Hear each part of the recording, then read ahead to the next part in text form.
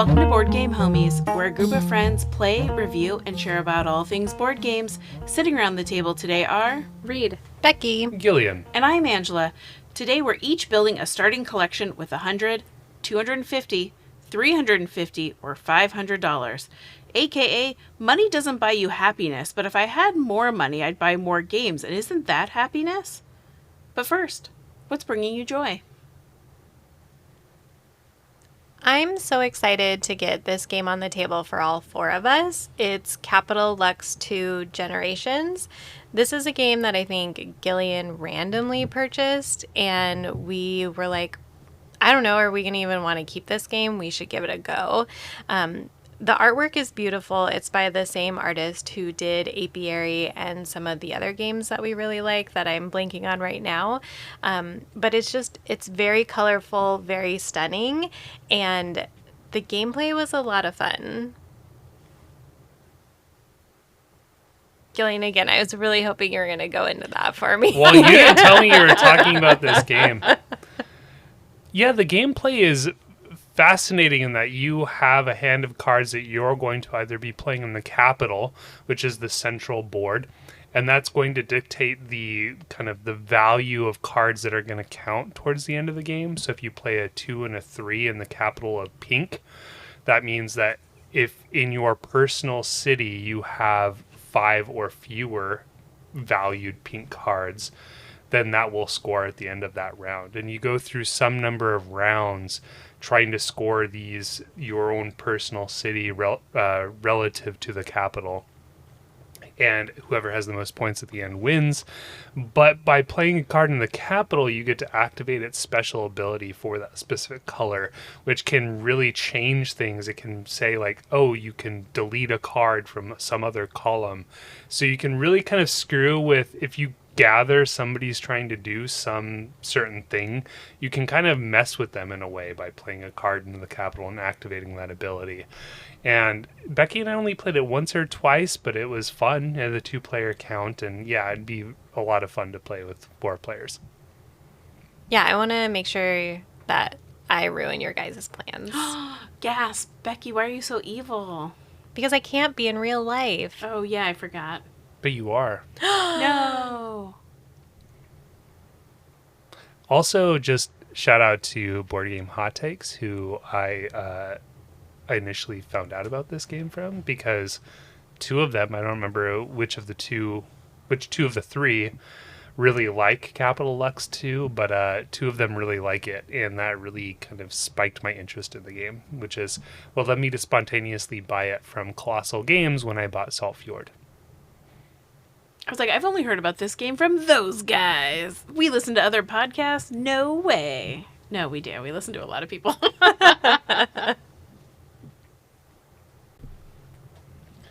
My joy game is one that we got to the table recently, but that I've owned for a long time, and that is Yokai Septet, which is a trick-taking game. It's you can play it from 2 to 4 players, but we really only played it at 4 players so far.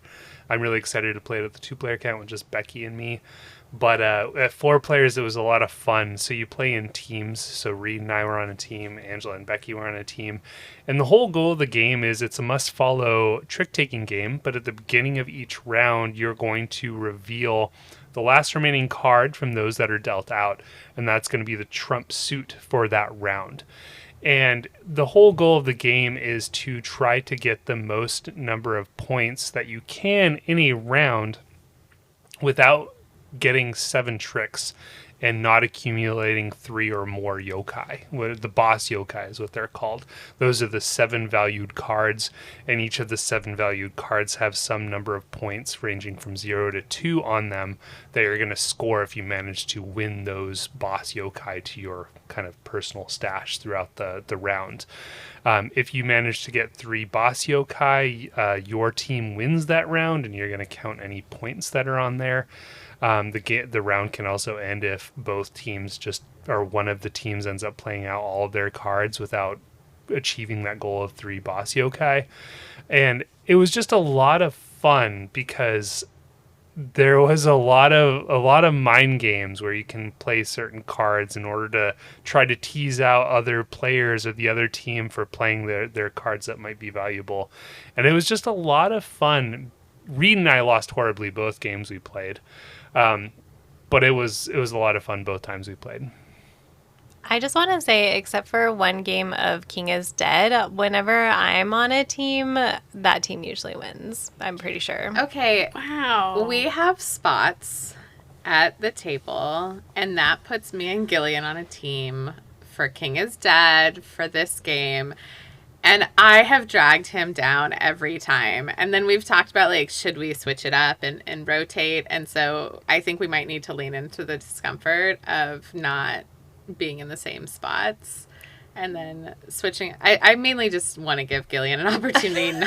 My spot's fine. Yeah, to be fair, Gillian wins a lot of games. He can stand to lose some by having you drag him down. That's fine.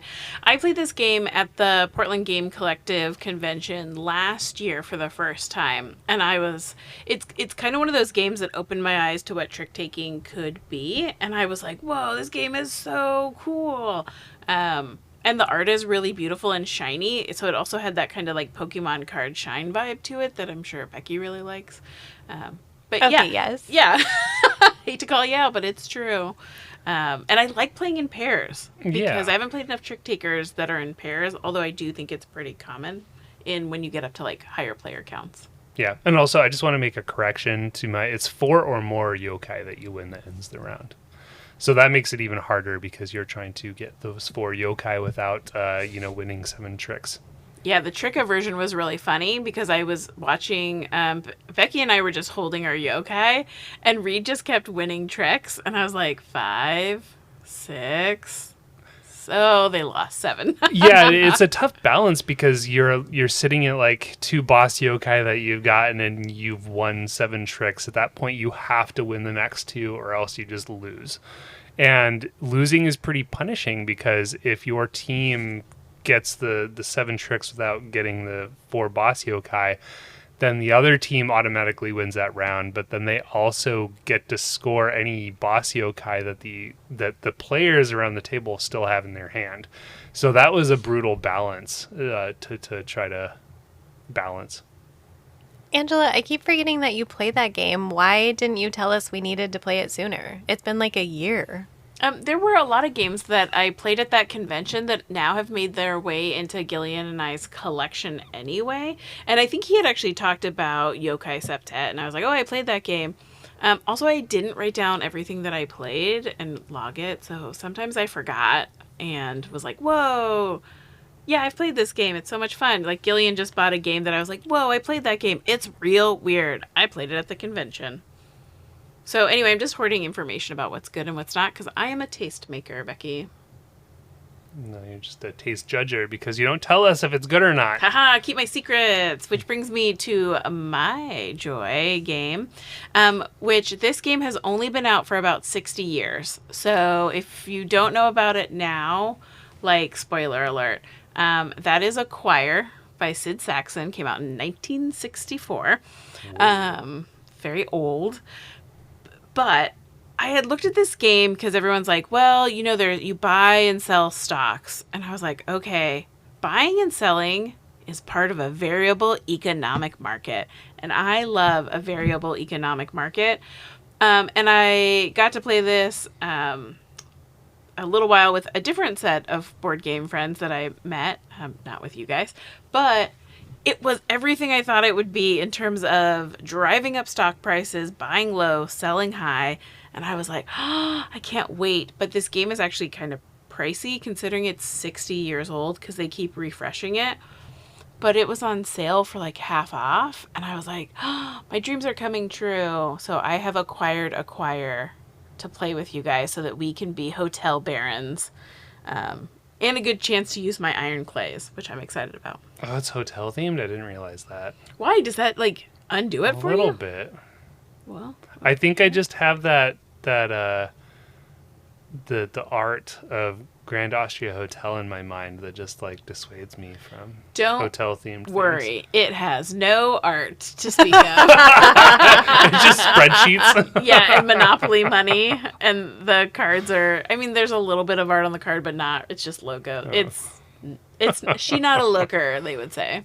I played this game a few times in 2012, and I do not remember anything about it, so I am looking forward to playing it, and especially since you're so excited about it. Becky, why are you hiding good games from the rest of us? Okay, in 2012, I think I was like, this is fine. I'd rather play Small World or Ticket to Ride. I was a baby gamer back then. Yeah, Becky was a basic gamer. Okay, you were too. Yeah, I'm not refuting that.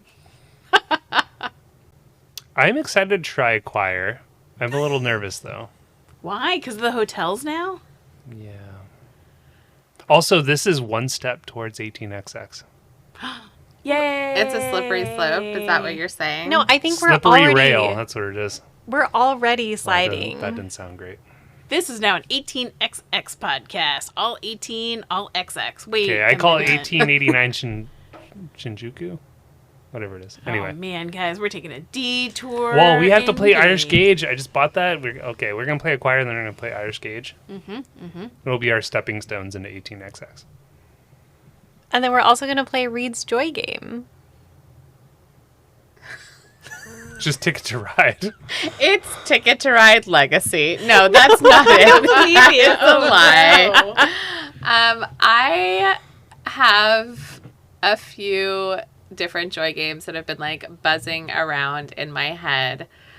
I have really enjoyed playing a lot of new games lately. I like the balance between playing new games and playing games that we have played multiple times. But the last, I would say, like month or so, we've played a lot of new games or new to me games or gotten some of those unplayed games off our shelves. And I would say that there are a couple of games that really stuck out to me, and one is Rumble Nation, which I really, really loved. It's great. I like that it's light and fun and quick, and it was just like, oh, this is a really fun game to play in between things. So, yay for Gillean for taking the plunge on that. Yay, Rumble Nation. So excited that it became widely available. Yeah. It also has some shine on the box for the Becky. So. Yeah, that's the only thing that persuaded her to keep it on the shelf. Yeah, this game is surprisingly quick. You basically, there's like 12 areas that you try to control or are vying for control, area control. Gillean, another area control game I can add to my list of 3. And you roll dice, and then depending on the dice rolls is where you can place, but there are also some cards that allow you to do unique actions. And it just goes by so quickly. Once you're out of dice that, or once you're out of workers, that like the game is over, and then they resolve the areas. And I was like, whoa, this is really a quick game. Yeah, it's almost like area programming in a way, but somewhat randomized, because you roll the 3 dice, you combine 2 of them, and that's going to determine the location that you go in. And then your 3rd die, which is a singular one, based on its pip value, you're going to put 1, 2, or 3 units out on the board. And yeah, it's just, I found it a lot of fun, although it was funny because I felt like there were multiple times where we felt our dice were loaded. It's just like we were consistently getting the same numbers, and it was like, oh. But it ended up, it's so fun because you do that, but then if you win a region, you also cascade, and you end up like going into the surrounding regions where you also have presence. So you're trying to stagger it so that you win the low numbers, and you have presence in the higher numbers next to it, so that when it comes around to resolving that one, you have more strength and you end up beating the other players. And that aspect was hard to wrap my mind around the first game, but then the second game, it was so much fun to try to puzzle around that, even though it was not necessarily something I could control with the dice rolling. But it was a lot of fun. I enjoyed that game a lot. Yeah. The other game that really stuck out to me is a game that Angela, Becky, and I played the other day, which was Molly House, which I know Angela has also talked about as your joy game at some point, I think, or a game that you were excited about getting. But I love this card game mechanics paired with a board and other movements, which, you see that in Arcs and then in Molly House, and I really enjoyed that. Man, when I first saw Molly House, my first thought was Monopoly. Because of the square board and the spaces that you move along, I was like, oh no, Monopoly. But it was a lot of fun. The card play was very reminiscent of Combo or Surfosaurus Rex or Surfosaurus Max. I don't remember which. Is it Rex or Max?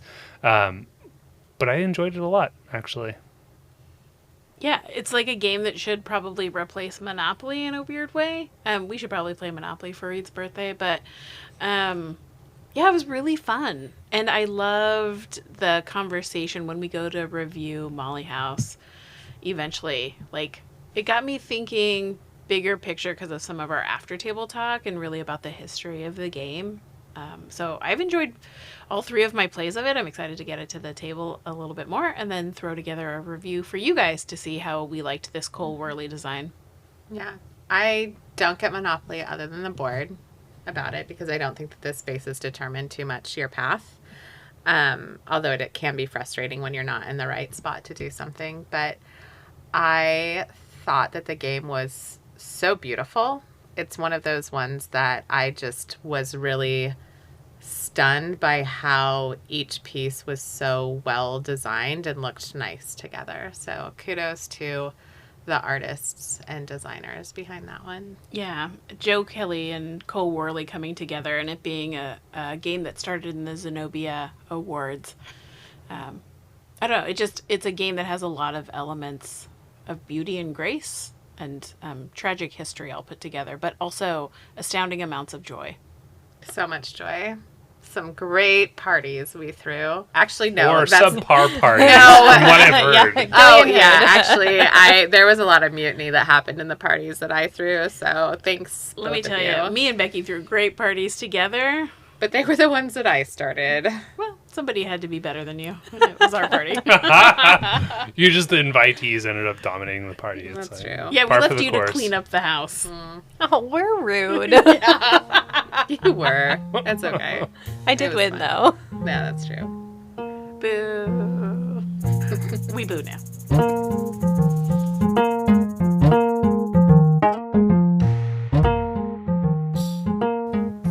A few months ago, my brother sent me a text message that said, "Hey, I'm getting into board games. Do you have any recommendations?" And long became a quest for my brother to then obsessively put down every board game, deeply research, and create a list of games as somebody who was kind of not new to the hobby, but new to acquiring a bunch more games. He shared the list with us. Well, to be fair, he shared the list with me and then I shared it with everybody else on accident because I didn't realize we could see all his updates. But it led to a lot of conversations about what would you do as a new board gamer? What collections would you gather? What would you do if you had only so much money to start a collection? Often folks who have collected games for a while or been playing for a while just have been slowly accumulating these. And so what would it look like if you were to kind of build a starter collection with a limited amount of funds? So it's been a really fun exercise for us and kind of also a judgy level for us about what my brother actually ended up buying. And how that worked out with him and his group. But so we decided to do this exercise with all of you. And so each of us will be presenting a different financial level of money to buy games. Again, you don't need to buy board games in any sort of way to find happiness. The hobby is about playing and playing with really cool people, whether that's virtual or in person. So whilst I say this, I do know that it is a very expensive hobby and it's a game and a hobby of privilege that we have to be able to talk about this. But I'm also excited for the thought exercise of what each of us is going to bring to the table. So some clarifying pieces. All of our prices are United States of America dollars. We did not do shipping as a cost. We also, this is a time of tariffs, so prices might be a little inflated. So we're not going to give you a per game cost, but we're going to tell you where our end landed, like how much money we ended up spending. All right, let's kick it off with what I think is the hardest list to create, which I was given $100 to create a collection. And so when I was looking at how to create a list like this, I thought about the advice that I was giving my brother. The first piece of advice that he did not listen to was, you do not need to run out and buy a million board games to fill the hole in your heart from not playing with your friends. I think we all make that mistake as new gamers. The things you can play with your friends are better. Anyway, he ran out and bought some. So kind of the same thing that I told him was I kind of wanted to have some lighter card games, maybe some party games. And then I wanted to add in a heavy to medium game that he might be able to do as like a stretch with his friends. So my first game is in that card gaming section is Flip 7. The new second edition of this game has made it a lot less expensive and really on par with like how many cards you get in the box. My next price game was Sea Salt and Paper. I just think this is a really great bang for your buck for the amount of gameplay that you get out of it. And both of those filled that kind of card slotty place. But Flip 7 as a party game also worked with another game that's kind of a level up that you could introduce people to, Sushi Go. So not Sushi Go Party, which I think you could then take the next step up and do. And this was kind of hard because these three games, there were a lot of things that I was thinking about. Panda Panda, Love Letter, Rebel Princess, Combo, Trio, Jungo. And so there's a lot of games within this similar price point that you can kind of add to the list. Then when I moved up into the medium level, I was trying to think about what would be just a little bit like meatier. And so things that I was thinking about here was like King Domino, Splendor Duel. Forest Shuffle, I think, is an amazing bang for your buck, even though everyone at this table hates it. Anyway, you guys all are terrible. I will play online. But what I finally ended on is kind of a really smart workaround, if I don't say so myself. If I do say so myself, I do say, is Azul Mini. Half the price of the big size game, and I really love the tiny tiles and the fact that the board is like got grooves in it. Perfect to play at a pub while you're out and about or wine tasting. And then this left me with my last quandary. What was a crunchier game that somebody who only has $100 could buy? Because beefy board games cost beefy amounts of dollars. So if I'm going to buy something that's 60 to 80, that doesn't leave me with a lot of a collection. That leaves me with 1.5 board games to play with my new friends. So I was thinking of these medium games, and there were a few that I thought that I didn't end up doing. So Sagrada, The Quest for El Dorado, which I think is a really great deck building racing game. But I wanted something just a bit meatier because we had a lot of like lighter or party games. And so I went with what I think is your best bang for your buck for the cost, the White Castle. That is so smart. Wait, you had that in your list? Yeah. That's So- surprising, but I love that. How did you fit love that into that. your $100 list? It's only $40. That's how. But still, everything else is like No. 15. Flip 7. Yeah, they re-released Flip Or 7 8. for a cheaper price. Azul's $21, Sushi Go's $12, Sea Salt and Paper is $18. So my total list came in at $99.95. I don't believe it. I Don't do. believe it. It's great. Anyway, guys, that's my list. What'd you think? I'm shocked that you managed to fit that list of games in $99, but I had the hardest task and I succeeded. I think when I thought about starter collection, I was thinking about entry level versus what you should have in your collection. oh, or I like- definitely thought how Angela thought. Oh, so interesting. It'll be I did interesting to see not. how our list does. My games, even though almost all of my list is with, or your list is within mine because I had a bigger budget. I love that you put the White Castle in there. Yeah, I was thinking back to my brother and the games that we were talking about and what I would have recommended to him. And I really liked these games. I think they have, maybe they're not the best in every category of that type of game, but I thought that they were great for anybody who was maybe playing games in different scenarios. And I was really, really trying to get to 5 games. Like, that was my dream. So being able to afford something beefier meant something cheaper, and I just lucked into the fact that Flip 7 re-released its game with a cheaper price. Good job, Angela. Why, thank you. But Reed, that leads us to you. What were you able to spend with $250, and what was your, kind of, you alluded to it a little, what was your rationale in creating your list? Yeah, I definitely went for, if I were working with somebody who was newer in the board game realm, that this is what they would get. And then I also, as we've talked about a number of times, I did lose my board game collection in a house fire. And a lot of the games that are on my list are the first games I went to, because they were the games that I was like, oh, these are homey. These are the ones that I want to play a lot. And it wasn't the time for me to be really aspirational and be like, oh, I bet I can get brushed at the table a lot. I was like, oh, Carcassonne is a game that brings me a lot of joy, and I think it was a really good gateway game for me. So that's where I'm going to start with Carcassonne in there. I also put Azul on the list. I like the idea of mini Azul, so I can shave off about $15 from the price. So kudos to you on that. Although I have gone on record that I don't love mini Azul. So I will move on from that. So Azul, I think, is definitely like tactile, a really good pattern type of game for people.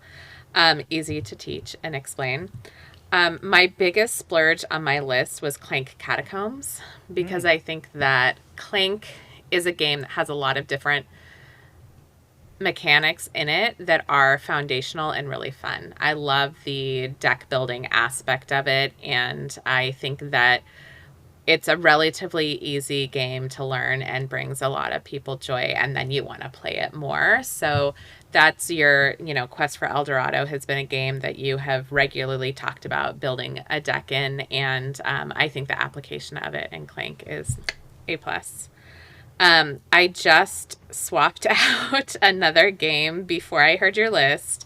I put Sea Salt and Paper on my list because I do think that I want a card game that's a little bit different of a play. And I think Sea Salt and Paper is a beautiful game that helps teach people that you can get a fun play in a small box. I also wanted to put a Trick Taker on here.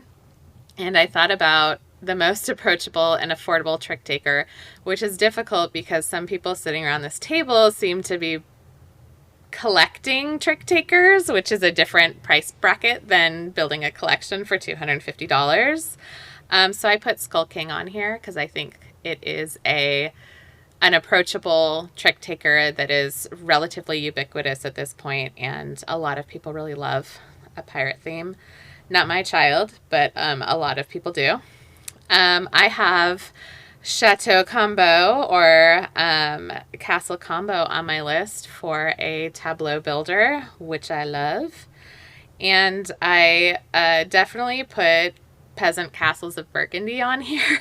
I would love to have the beautiful deluxe version of Castles of Burgundy, but that would have taken almost my entire collection, so I'm fine with this. And then on my list notes, I have Steel Skull, because I ran out of money, which I think is a great bidding game, and then Borrow $10. So I struggled to stay within that.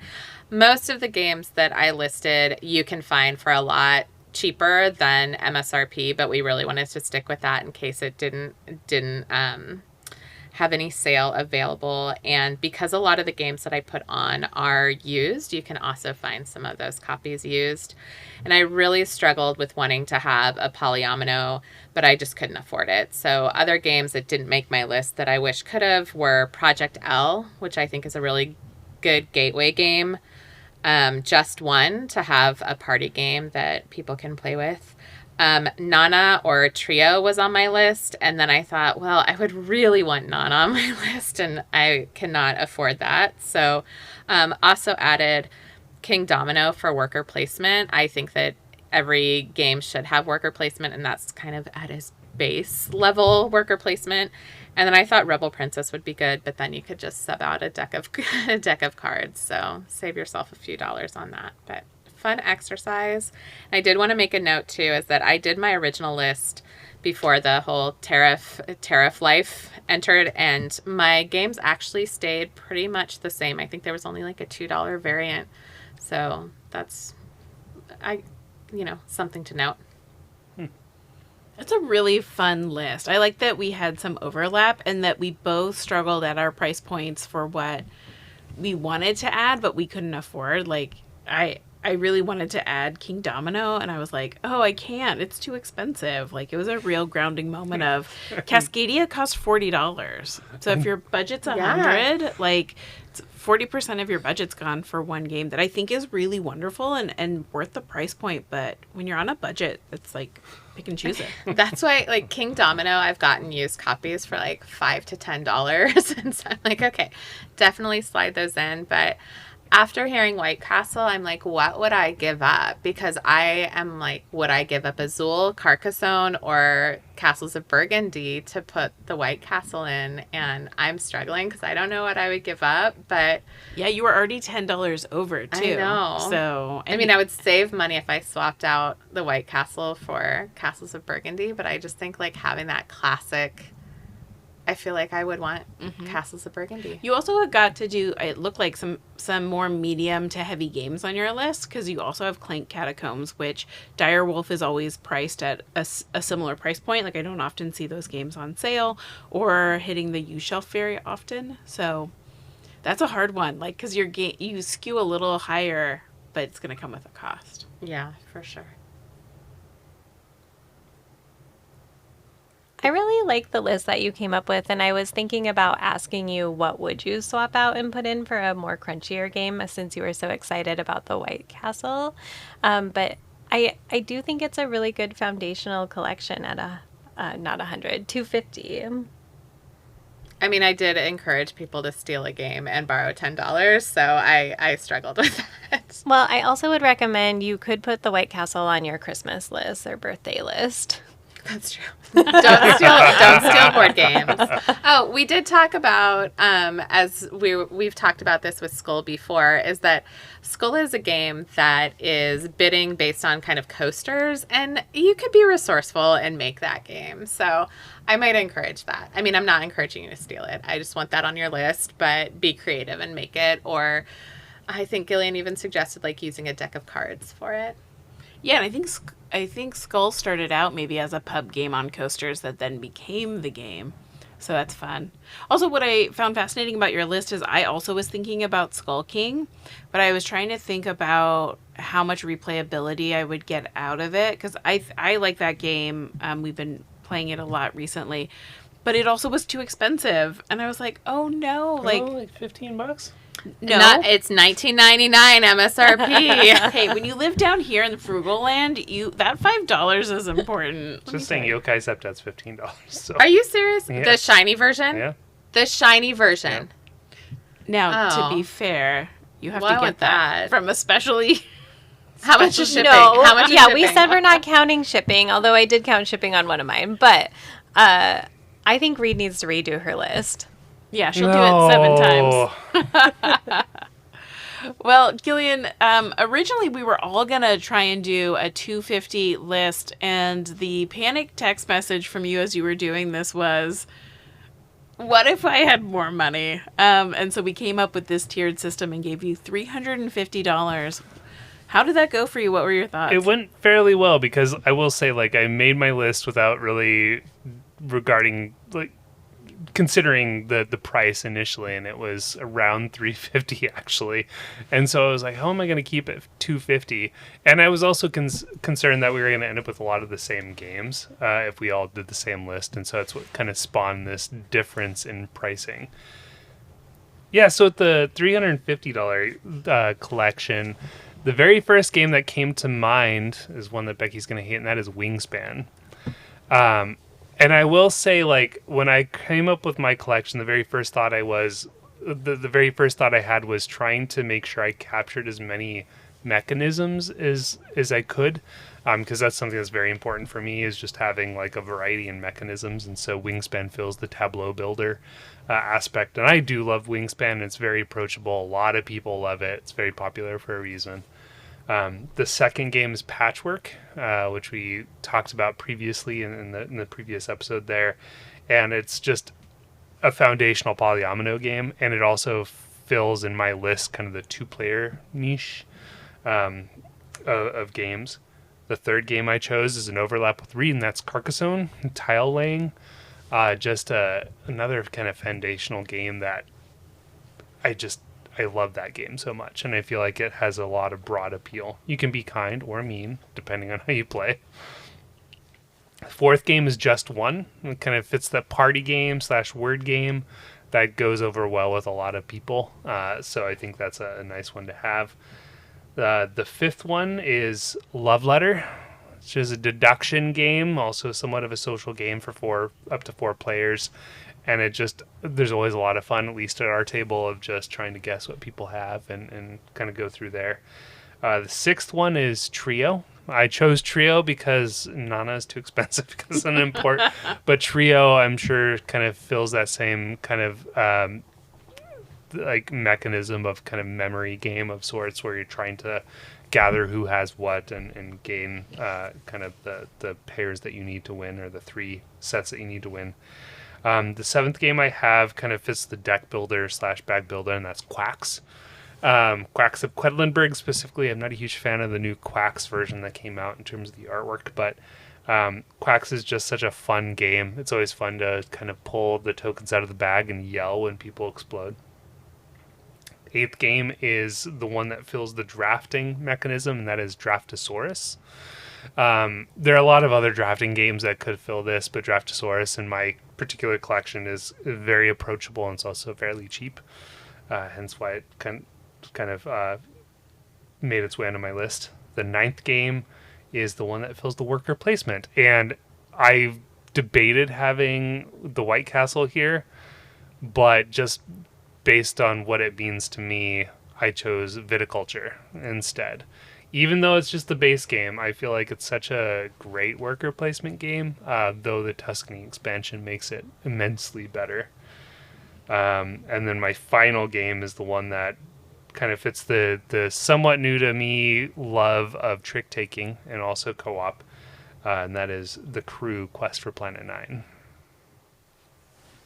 My first thought was, wow, Gillian, you were so thoughtful about including so many mechanics. And I was like, wait, he had a lot of money. Everyone else the other two were being thoughtful too. They just didn't have as much money to spend on this. Yeah, you wanted to talk, Becky. Hopefully you covered all the mechanisms. Well, okay, also you were saying which you were counting up. And I was like, oh, I didn't even count my board games. I just, Oh my God, what's it like to live your life? I will say that wasn't in order of my preference. It was in order so that we can keep track of like 1 through 10. Because when Reed was going, I was like, what number are you on? I don't even know.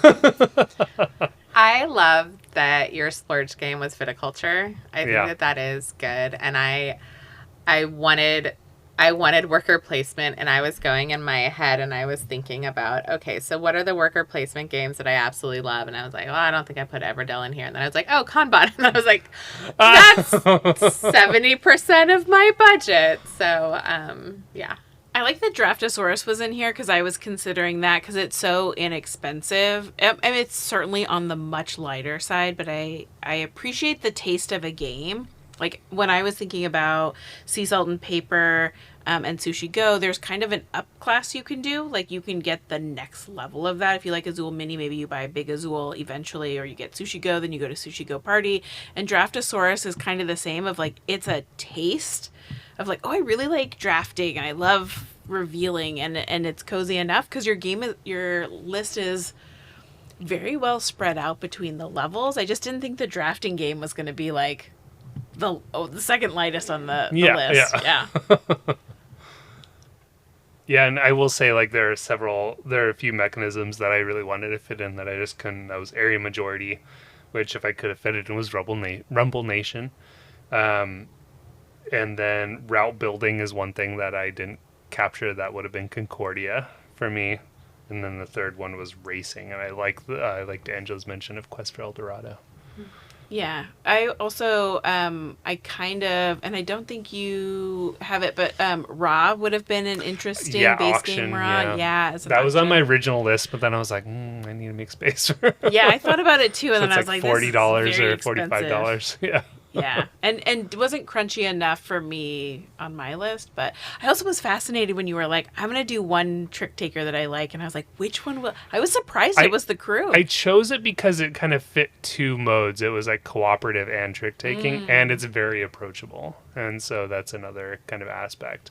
Personally, if I were to choose one, it'd probably be Yokai Septet at this point, which is semi-cooperative. You're on a team, but and it's about the same price as the crew. Well, we're going to jump over to the richest person at this table who at one point was like, my list is $650, who did not have to I said work hard. $550. Okay, it was actually $551, but I was like, oh yeah, and Breed said $250. I probably have $550. It's fine. I deleted a game. What was your list and what was your thinking, Miss Moneybags?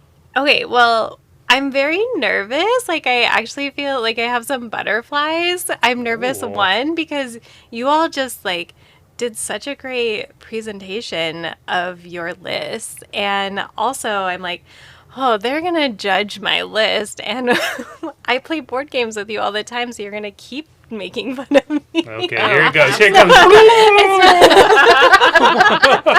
I do think it's weird because when I took the 100 at least gives me a level of boundary. I think it's almost harder to have too much money and then, heavy is the head that wears the crown of money bags over here. But I did have a harder time. It was easier in a way, even though it was much harder.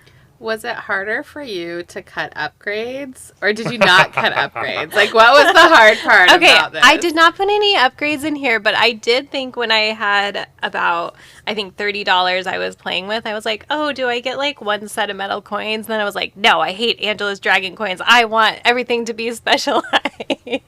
But and now our list is $1,000. Yeah, maybe. No, actually, I appreciate Angela's Dragon coins, even though You can get them so cheap on Amazon, and they are cool and fine. You can use them for every single game you have, including Brass Birmingham. No. Okay. Yeah. You wouldn't do that. Never. But still, you could if you needed to. You could. Well, so for my list, what I thought about were all of the people in my life who I've talked to with about board games. And I was thinking about the games that bring people joy, the games that bring us joy, and just like what people get excited about. And not necessarily like crunchy gamers like us. Like, looking at my list, and after you said the White Castle, I was like, I don't really have crunchy games on here. I guess I should have put that in there. Don't give me that look. I was like, did you spend $500 on I cannot believe she spent $500 on board games in the White Castle. Is it all party games? It's not all It's all party Days games. of Wonder games. It's not, no. Okay, How much gold foil is on here? not enough, actually. I do think, so one thing that I was thinking too was, I'm going to assume that you've already played Catan at your friend's house. Like, you probably go to their house once a month and that's what you guys play and you love it. You've also probably played Ticket to Ride, like you played at the brewery every time you go. And most likely you have one friend who bought Wingspan because they were so excited, and you guys tried really hard to learn how to play it by yourself. But then hated it? No, didn't hate it, but just was like, I mean, I don't really get it, but it's so pretty, and I'm really excited about Wingspan. People Wingspan. stuck eggs up their noses thinking that's what had to happen. Okay, I'm sorry. We really struggled learning Wingspan, and so maybe we just didn't know you all as well at the time. But he stuck eggs up his nose. no, he's suggesting that we did because we couldn't figure out how to play it. No, I was saying he He's did. mocking No, I us, didn't. Angela. So where I want to start with my list, so, like I said, I don't even know how many's on there. But you don't know how many's on your list? I didn't count it. Listen, She's so rich, Gillian. She's so I rich. thought we did 10 games per the price bracket that we were assigned. No, it was Angela as many did as you could 5. afford. Gillian, Mind blown. I had 8 games. Do you think I could have bought 10 games with $100? Okay, that's why I was so confused. Yeah, I got 5, man, and that was great. he was work. really thinking about his list. Yeah. Well, so I was thinking, like, here are the first 5 I would start with, which is still almost $200 if my Excel math is correct. But I said Azul, and I'm not going to do Azul Mini, obviously. It's 'Cause going you're to rich. be. Yeah. Yeah, Uh-huh. right? But, like, it's a beautiful game, and it draws people in. Also, Carcassonne, classic, and people will play nice for quite a while, pretty sure.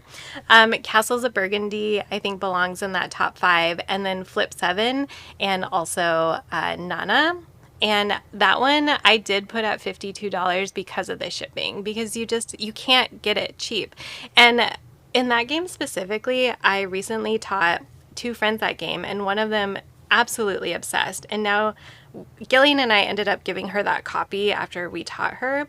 And then she took it and has played it with all of her different friends. And someone had just texted the other day to say, hey, where did you get that game? I don't want any of the other ones. I need the Japanese version.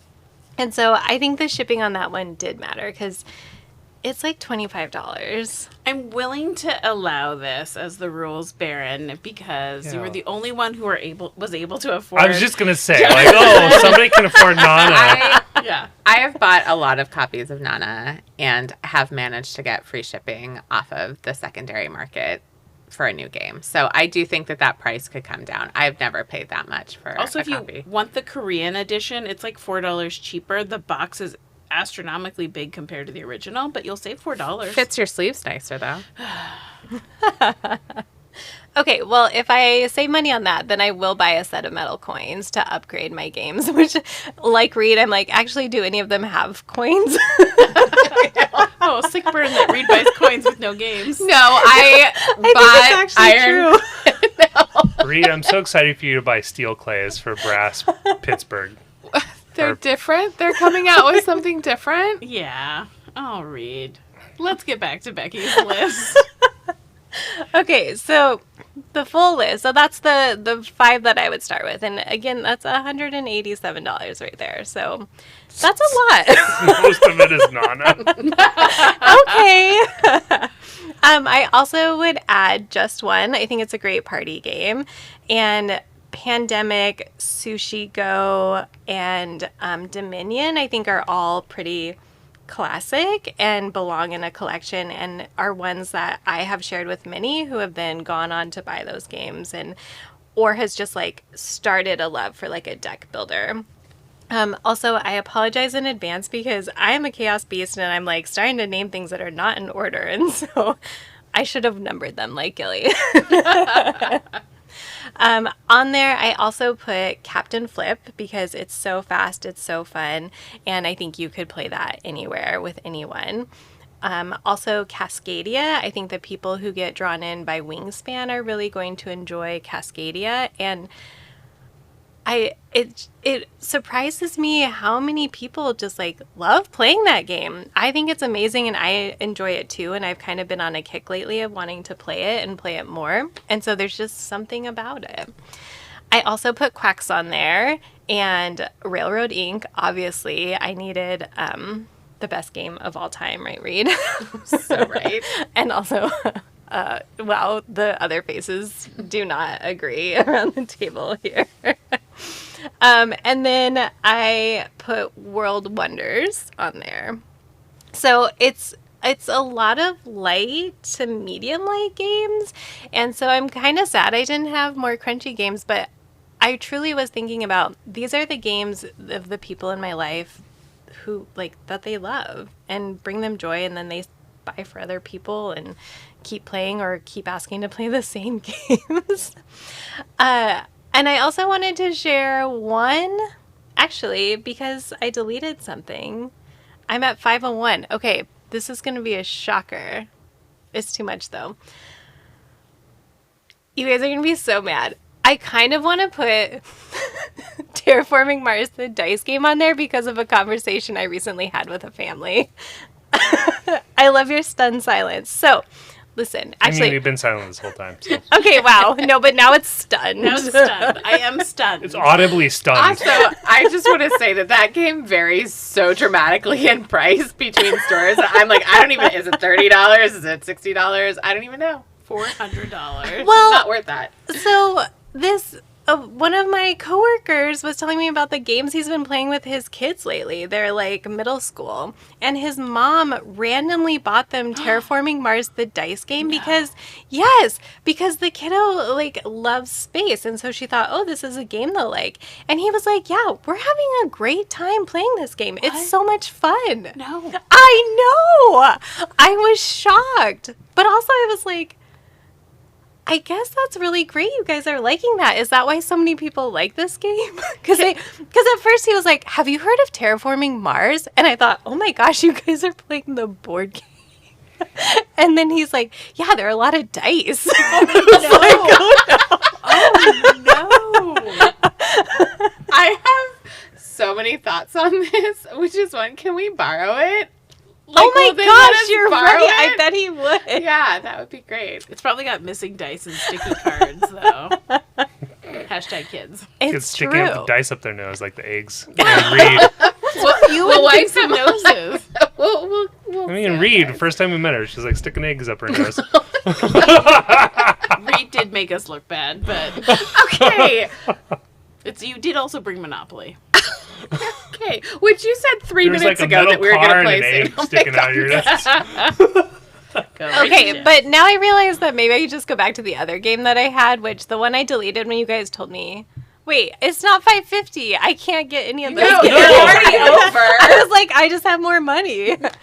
It's not Do you guys- Look at you with your good credit to Do be you able guys- to buy I it. just want to say this is par for the course. Becky inherited her grandmother's penchant for cheating. So Aw. Okay, my list is 501. Do you guys want to guess? Are you saying that if you only have $500 and you were going to stretch it a little bit, you would be putting Terraforming Mars, the dice game, in I'm there? just saying- Because we have talked about... okay, your list is void. No, So no. we're- I just want to say that we have talked about not spending money on trash AI art, and then here you are. Okay, you're borrowing it. You can borrow that game. Okay, yes, that sounds good. What did you want us to guess, Becky? Yeah, I wanted you to guess which game that I had that got me to $5.50 that you guys said was too much. Which game did I delete? What $50 game did Becky delete? Is it on one of our lists? No, it would only be on my list. Oh God, And- Gentle Rain Deluxe. $50 for that. It's a Stone Mare release recently-ish. Not recently. Finspan? Apiary. Neither of those. Oh, No. Vantage. No? Oh, Am I wrong? Between Two Castles. that's not recent, Becky. Becky, if Reese's was like It was 8 not years so ago. kind No, didn't they just come out with That's the the... Essential re-released it. Edition. Yeah, It's a- they just Yeah. came out I'm with the sorry, Essential Becky. Edition. Oh my God. Tokaido was the Wow. only reasonable answer. I think Vantage. that's... Your question. Is that Vantage. worse than Terraforming Mars the dice game? I think Angela would say yes. I don't know. I It recently is. bought a really banged up copy for $18.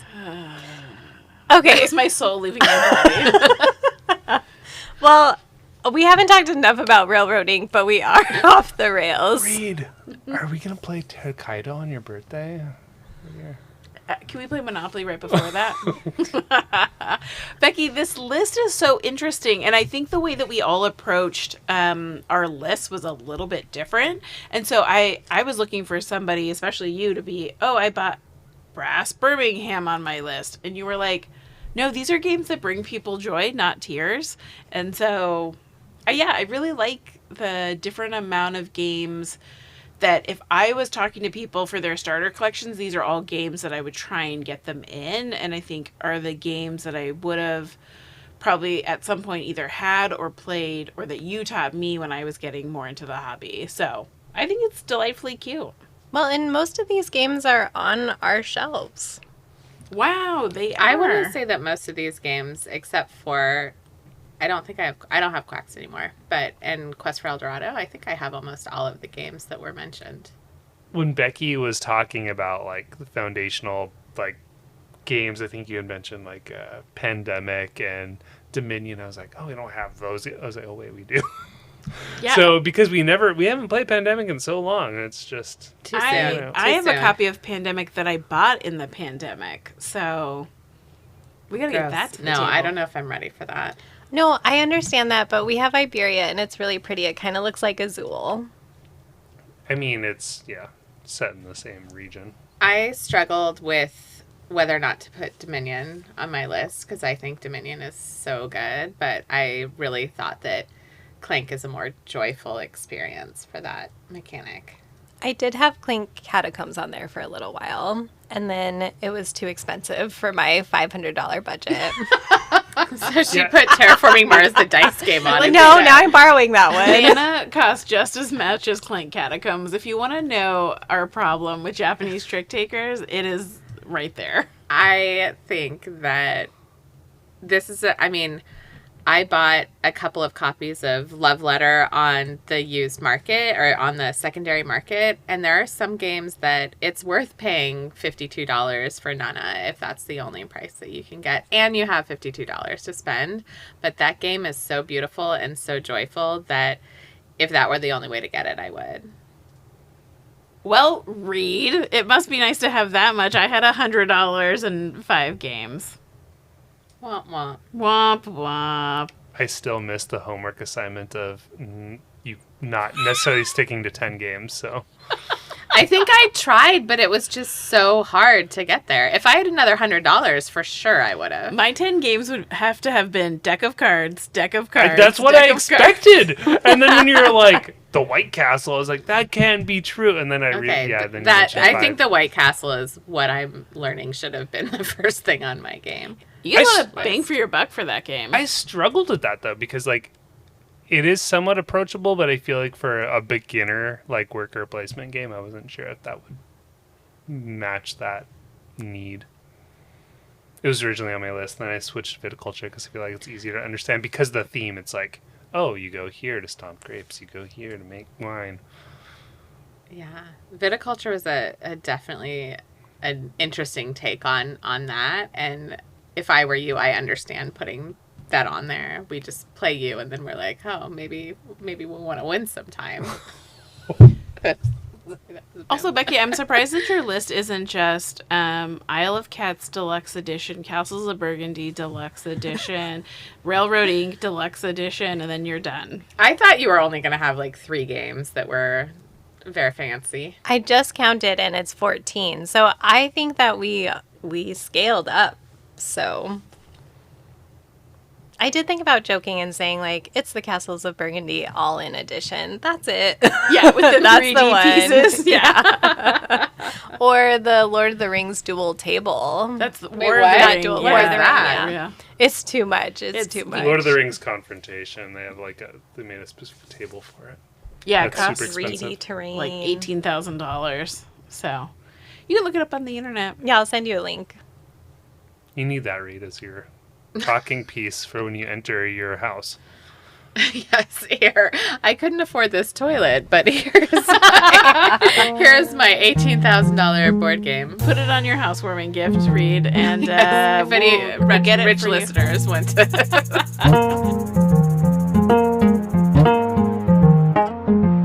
If you want more board game homies, drop us a line no matter if you're at the $100, $200, $300, $400, $8,000 level. You too can come hang out with us on Instagram, Blue Sky, or Board Game Geek at Board Game Homies. Bye-bye. But definitely not YouTube. Because of Reed. He's not wrong. Well, sorry, Becky. I don't like to disappoint Becky. I don't care about you two. Well, you obviously keep disappointing her, so Oh, you must enjoy it. I've tried to give you a deadline 2 or 3 times. I know. I don't know why. But then I have other things. She just doesn't want us to be YouTube famous. I know.